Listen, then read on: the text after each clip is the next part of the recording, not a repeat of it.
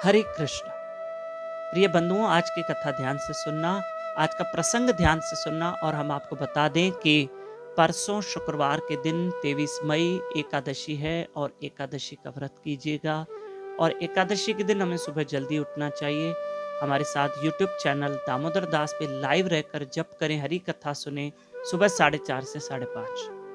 आइए चलते हैं। एक बुजुर्ग व्यक्ति रोज किसी महात्मा के सत्संग में जाता था, रोज कथा में जाता। उसका जवान बेटा था। उसने कहा, पिताजी रोज आप सत्संग में जाते हो, एक दिन मुझे भी लेके जाओ, मैं भी सुनना चाहता हूँ। आखिर सत्संग में कितनी प्यारी प्यारी बातें होती है, मैं भी तो सुनूं। बोले, बेटा ये तेरी कोई उम्र नहीं है, तुम दुकान में बैठो, तुम शॉप पे बैठो। पिताजी कभी तो बोल लेके चलो, कभी तो लेके चलो। वो रोज बोलता अपने पिता, और पिता टालता रहता।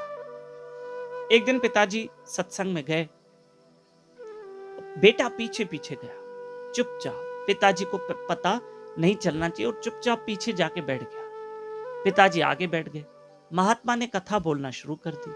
महात्मा ने आज सत्संग प्रवचन में बताया कि इंसान को अच्छे कर्म करना चाहिए, दान पुण्य करने चाहिए, गौ माता को कुछ खिलाओ। गौ माता में भगवान का वास है, देवताओं का वास है। अब आगे जो पिताजी बैठे थे वो सिर्फ मुंडी हिला रहे थे।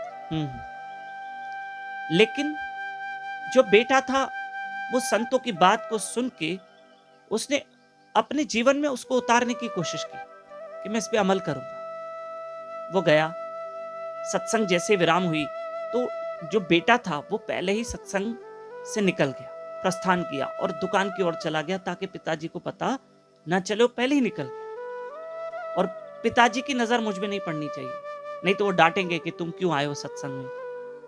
और चुपचाप ये शॉप पे बैठ गया। राशन की दुकान थी, गेहूं चावल और बाजरी के बोरे फटाफट फटाफट उसने दुकान के बाहर रख दिए, दुकान खोल दी। एक ग्राहक आया, दूसरा ग्राहक आया। इतनी देर में एक गाय आई। गाय ने क्या किया, जो गेहूं का बोरा था उसका मुंह खुला था, गौ माता ने उसमें मुंह डाला और गाय माता खाने लगी। अब ये जवान लड़का महात्मा की सत्संग सुनकर आया था कि कुछ गौ माता की सेवा करनी चाहिए, कुछ किसी का भला करना चाहिए, अच्छे कर्म करने चाहिए। मन में इस लड़के ने सोचा, आधा 1 किलो गेहूं गौ माता को खाने दो, उसका भी पेट भरने दो। आज महात्मा ने बहुत अच्छा समझाया। इतनी देर में उसका पिता आया दूर से। उससे देखा गाय तो गेहूं को खा रही। अरे राम राम राम राम राम राम। हाँ, वो गाय को भगाने लगा और अपने बेटे को बहुत डांटा। देखते नहीं हो, ध्यान नहीं है, ये देखो गौ माता ने हमारी गेहूं खा ली, कितना नुकसान होता है, अरे ध्यान देना चाहिए।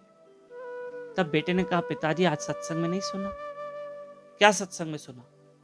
कि गौ माता की सेवा करनी चाहिए। कुछ आधा 1 किलो गेहूं खा भी जाती तो क्या फर्क पड़ता, भगवान ने सब कुछ दिया। आज महात्मा ने क्या कहा, दान धर्म करना चाहिए। अच्छा बेटा, तो तुम भी सत्संग में आए थे?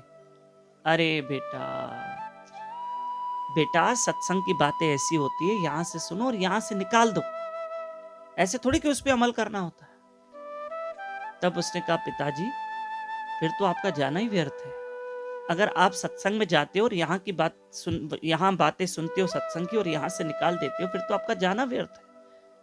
अरे पिताजी, आज मैंने इतना अच्छा सीखा उस महात्मा से, तभी तो मैंने कुछ अच्छा कर्म किया।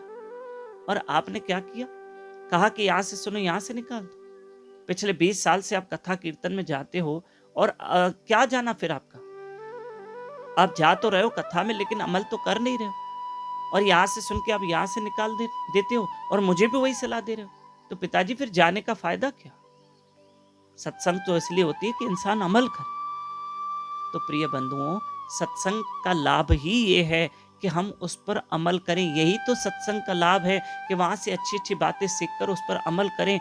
और रोज सत्संग सुनते हैं, उसमें से एक बात कोई अच्छी उठाओ और उस पर अमल करो। बस एक शब्द तो उठाओ कम से कम, तो भी हमारा भला हो। हरे कृष्ण कृष्ण कृष्ण हरे हरे, हरे राम राम राम हरे हरे। खूब नाम सिमरन कीजिए और ये कथा आगे फॉरवर्ड कीजिए।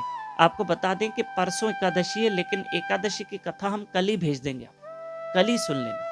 और नए भक्त हमारे साथ व्हाट्सएप पे जुड़ सकते हैं 7066728666।